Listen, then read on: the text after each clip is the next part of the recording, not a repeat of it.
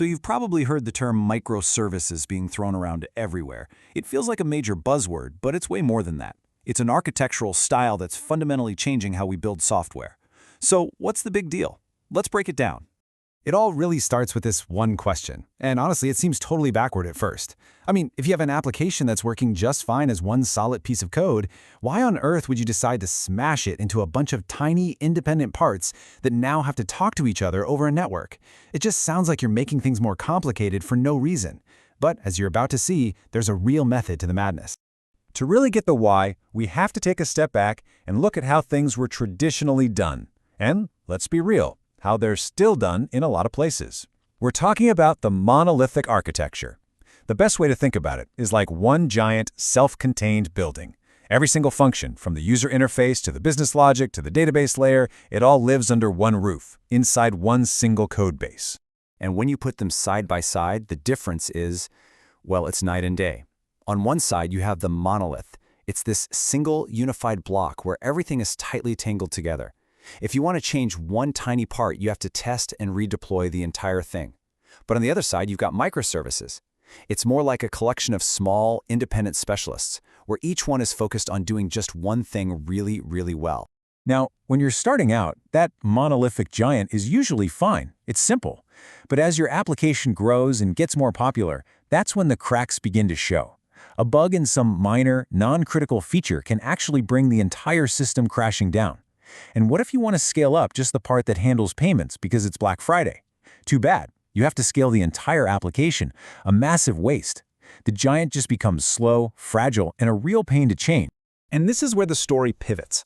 Faced with these massive, cracking monoliths, software architects started thinking, okay, there has to be a better way to build systems that are flexible, strong, and can actually grow with us.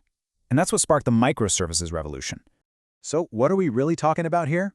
A microservice architecture is a way of building a single application as a collection of smaller services. The keywords here are loosely coupled and independently deployed. Each service is built around a specific business capability, and you can update, deploy, or scale it all on its own without touching anything else. It's like each service is its own little mini application. And you know, this idea isn't as new as you might think. The basic concepts have been floating around for a while. Way back in 2005, a guy named Peter Rogers was already talking about composing micro-web services using ideas from the old Unix philosophy.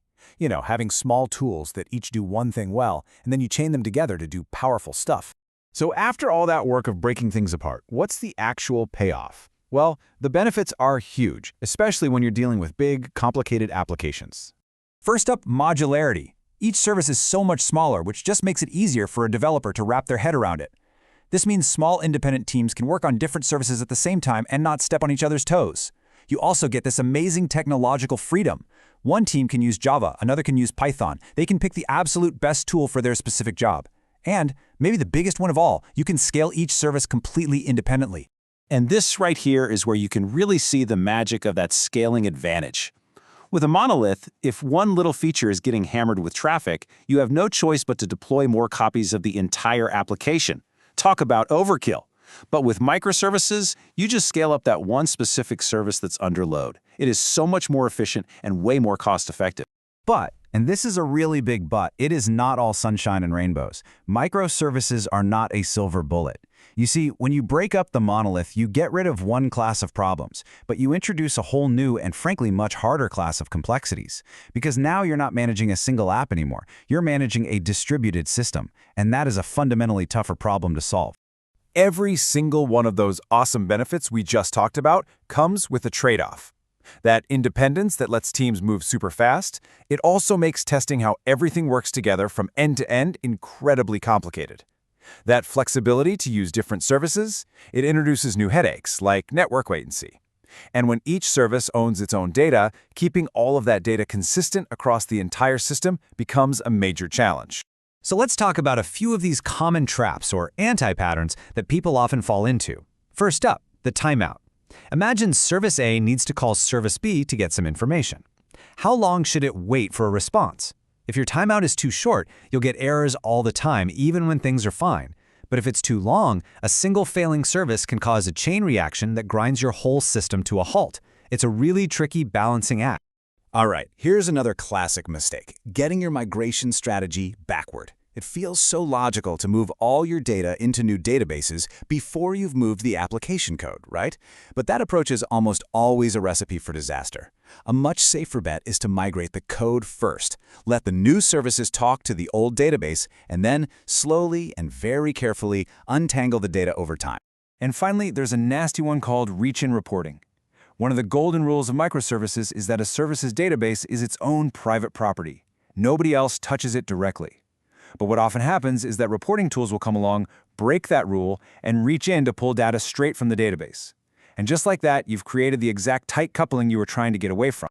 You know, all these challenges are really just symptoms of a much bigger truth, which is captured in what's known as the fallacies of distributed computing.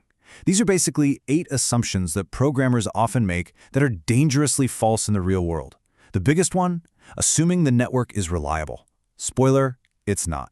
In a microservices world, you have to design for failure because services will go down, and your system has to be able to handle it gracefully.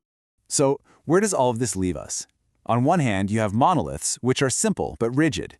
On the other, you have microservices, which are flexible but incredibly complex. So, what's the right answer? Well, it turns out the final decision is all about finding the right balance for your unique situation. The main takeaway is this. Choosing an architecture isn't about picking the one that's best on paper. It's a strategic business decision. You have to ask yourself, what does our business really need right now? Do we need to innovate and ship features at lightning speed? Or is operational simplicity the most important thing for us at this moment?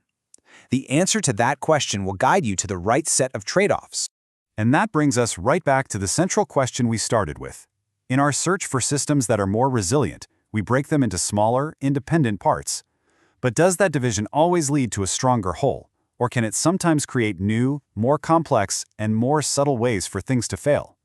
That's the tension that sits right at the very heart of the microservices debate.